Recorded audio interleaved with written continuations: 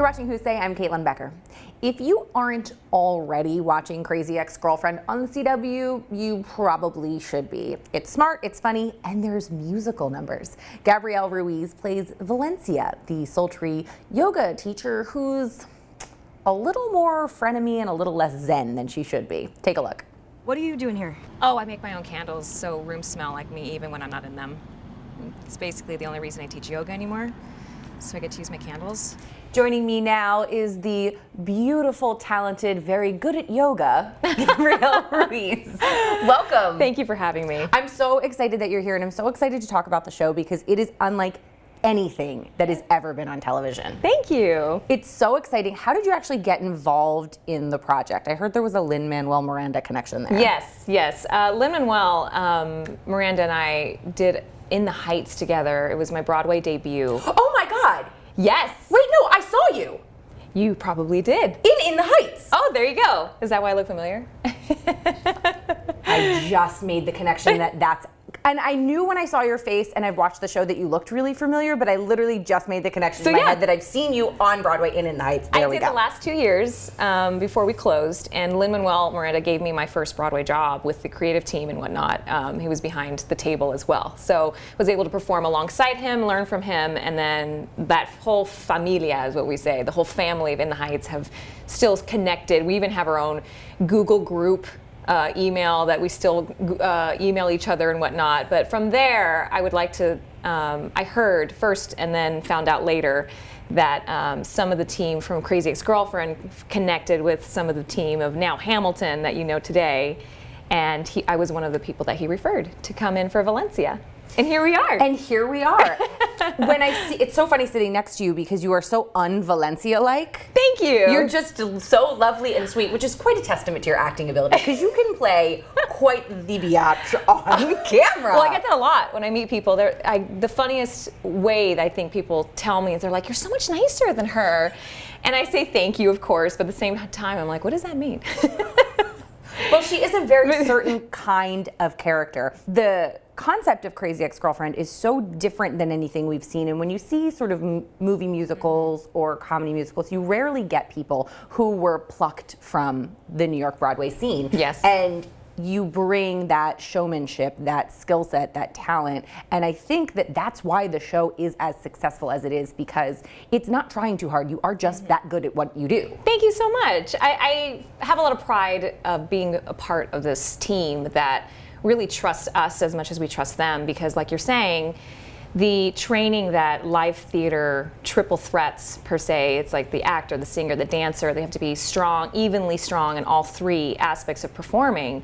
We really are able to bring that to the table when they trust us that they can give us a song within 3 days before filming it with a completely different genre than you saw in the last episode. For instance, for me in season 1, there was a Bollywood number, and then when I had the music for Women Gotta Stick Together, which is kind of my jewel, Sheryl Crow, guitar, backhanded compliment, yep. girl power song.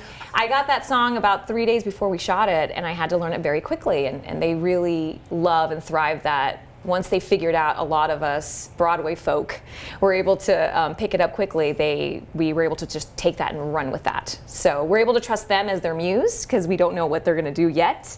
That number was supposed to be kind of a villainesque Disney song that turned into what you saw with the guitar. So I'm just ready to be, whatever's at the table. Worked so well, just for what it was, and having all the other women sort of joining in. Yeah. And you were so cute and you seemed so sweet, and then you were saying things that were actually really mean. Yeah, she needs to, fix her face in some way.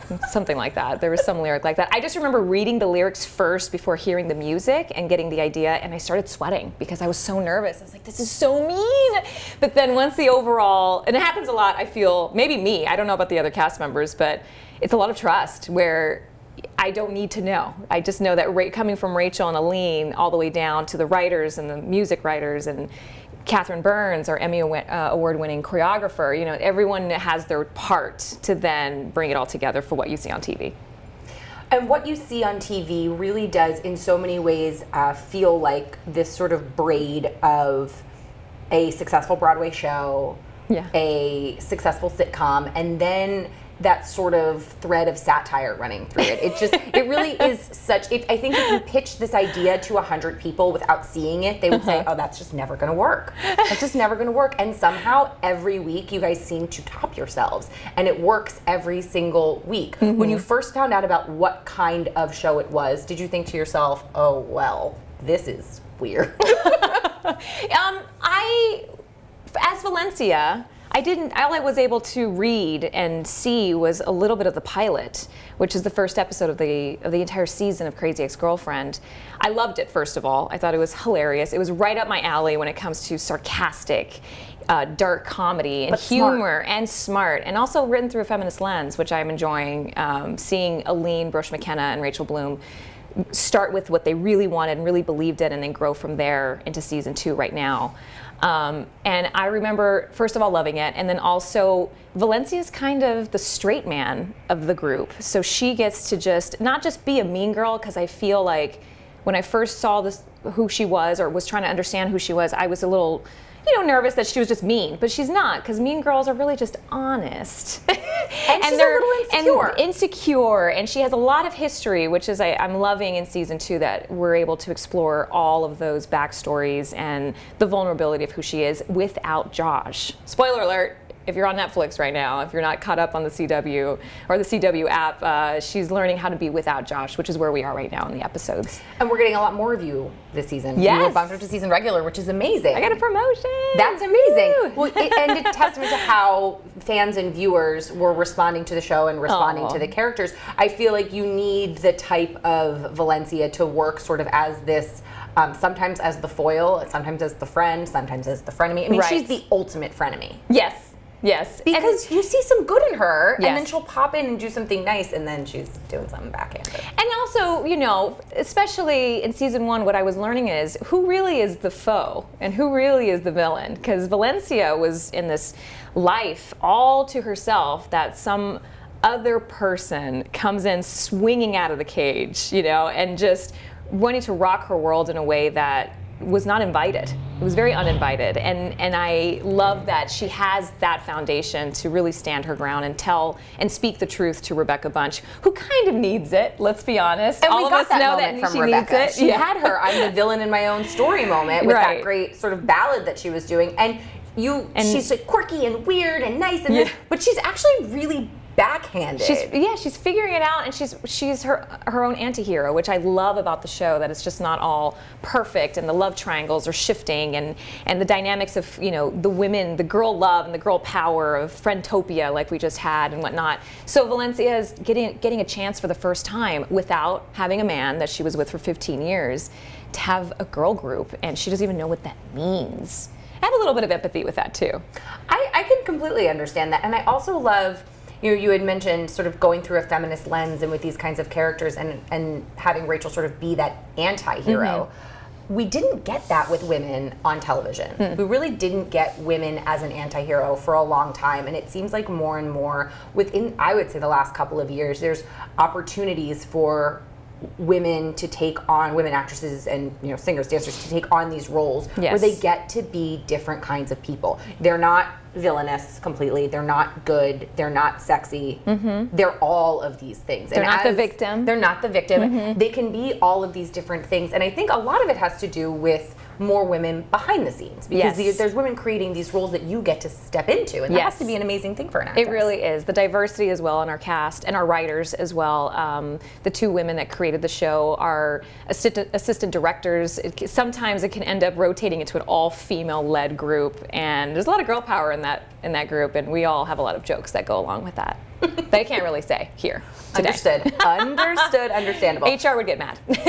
And we don't want to upset HR. We don't need a PR nightmare on our hands. No. We definitely don't need that. The musical numbers are, of course, a lot of people's favorite parts of the show. Mine too. They're just so fun. What are they actually like to shoot? Oh my gosh, they are so much fun. Are they? So much fun because, like I was saying earlier, there's just, especially now where we are, we have wrapped shooting season 2, but what you're seeing for the last 2 years of learning what Crazy Ex-Girlfriend is, we now know in a way that we can now explore. And especially, again, in season 2, we're writing a lot about love songs, because it was a lot of denial.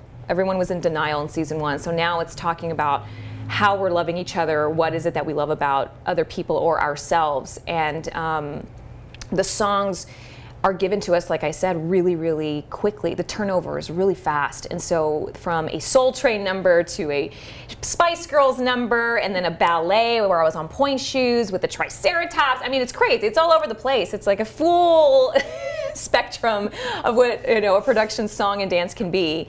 And there's a lot of leadership from Rachel and Aline, because they have these concepts for a lot longer than we're given. And you ask a lot of questions and you see what you see there. I sometimes, especially with Friendtopia, I had to pull Jack Dolgen, who wrote the episode and the song, and I said, Jack, what are we talking about? I just need to have like some sort of, you know, like what is Valencia's reason? Like, are we being funny, or are we being this? And he explained it to me, and I said, I still don't get it, but okay. I'm just going to go with it. And so going with it and learning with Vella Lavelle, who plays Heather, and with Rachel, we work off of each other, and it's really, really fun. Where would you like to see Valencia go if you could choose her path? Oh, if I could choose her path, what a great question. For Valencia, I would, you know, especially in the beginning of the season, I was really rooting for her to find herself, and I feel like she is. I'm excited to explore not only what her love life is, but also her professional life as a yoga instructor, and like all of those. It's so fun. It's the joke behind her being a yoga instructor, how restricted she is, and also it's supposed to be a, you know, free flowing exercise and lifestyle. So she's finding conflict in that as well. So I would like to see what she knows can be thriving in her profession in a way that she would be very happy with. Bossy. Let's just say I want her to still, you know, thrive in her bossiness in the best way possible. The best part of her. Right. The best part of her is her sweet, sort of passive-aggressive bossy. Right. Oh, okay. Yeah, but then we're just going to do that, right? Yes. Okay, thanks. And once you figure out how to use that to make the world better, that's her ticket. There it is. That will be the golden ticket for her. Be her ticket to success. Now, the critical response and the response from fans for the show is amazing. The show is rated at 100% on Rotten Tomatoes for season 2. Yes. Vulture called it the best show on television. What do you think it is about the show that is eliciting this type of just sort of almost unprecedented response? Because a lot of people love a lot of things, but what people love about this show is the fact that it's so different and I think so honest. Yes, and also refreshing. I would like to think it's refreshing with the way the satire and the dark comedy is being spun in a way that Rachel Bloom, the YouTube sensation that she was before this whole Crazy Ex-Girlfriend, you know, show exploded, that when you want to get away from, you know, any of the climate that we're in right now as a country, that you want to get away and just laugh again and have someone make that joke for you, and you know that that's already what you're thinking, and that's how we're already communicating with smartphones and social media. Rachel was ahead of her time in that way, and especially with how people watch television now, when they want to binge watch and they want a little bit of, you know, their favorite candy while they're watching their favorite movie. I feel like Crazy Ex-Girlfriend does that in a way, and also has a very sincere tone that a lot of Rachel's life is in here, and a lot of Aline Bush McKenna's life is in here. And then now that they're learning our lives as human beings, that it's all being intertwined in that way, that I feel very special to be a part of it. I don't blame you. It's amazing, and I love it so much. And so we're in award season. We're like just sort of smack in the middle of award season right now. So I imagine you're doing a lot of press, a lot of carpets. How do you approach carpets? Oh, I love red carpets. I mean, my publicist helps me a lot because I'm very new, because I come from the Broadway world, and there's a lot of great social media opportunities to learn off of the stars that, you know, this is totally old hat for them.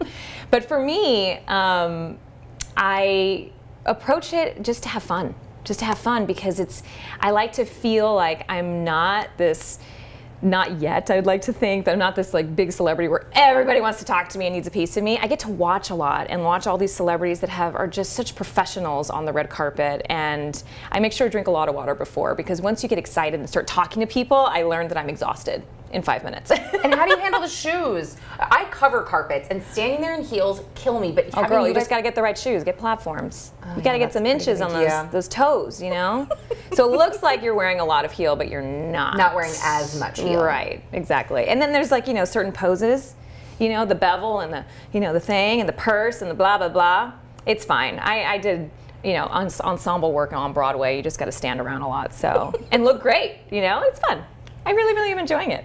I am afraid to tell you that maybe you have not much longer where you're going to be able to walk the red carpet and watch everybody else. Oh, thanks. But I'm telling you, with how the show is going and how sort of your star is rising, it's not going to be very long until everyone's like clamoring. Yeah, clamoring at me. Oh, well, you know, it's just, I think that's the fun part. I think the real job for the actor is auditioning and you know, putting yourself out there in a way that you make the right connections and surround yourself with the right people, and then just the red carpet's just all the, you know, get dressed up and smile for a little bit. What was the audition process like for Crazy Ex-Girlfriend? Because it seemed like you had to audition for in a bunch of different ways. Yeah, we still call them self-tape. We don't use tapes anymore, but they're still called self-tapes, where you put yourself on film and then you send now the video. You know, you send the video on Vimeo or a private YouTube link and whatnot.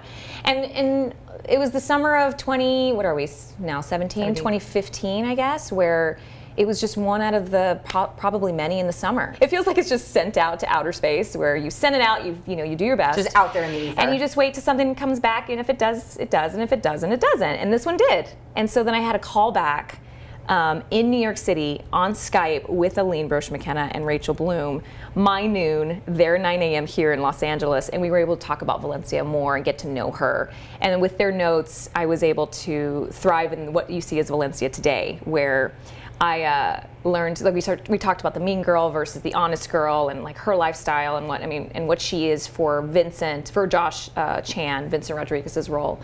And I remember asking Rachel, I said, do you want me to sing a little bit of music, like sing a cappella again? Because they wanted everyone to sing in their audition tape. And she told me, she said, do you know, I stalked you on YouTube. I got it. You can sing. And I thought, of course, she's from YouTube. She gets it. She gets it. She gets me. This is going to be great if it works out. And I just remember thinking that was my favorite moment of the audition, where it was just so honest, and she's just as much as a fan to us as we are to her. I love that she stalked you on YouTube. That's like, in 10 years ago, you wouldn't even be able to have that situation happening. But it seems like you get to know people before you've gotten to know them, because you can stalk them online. All of that shameless promoting worked out. Because as you know, an actor or an entrepreneur in general, you just like, look at me, look at me, look at me, that you're so tired of talking about yourself.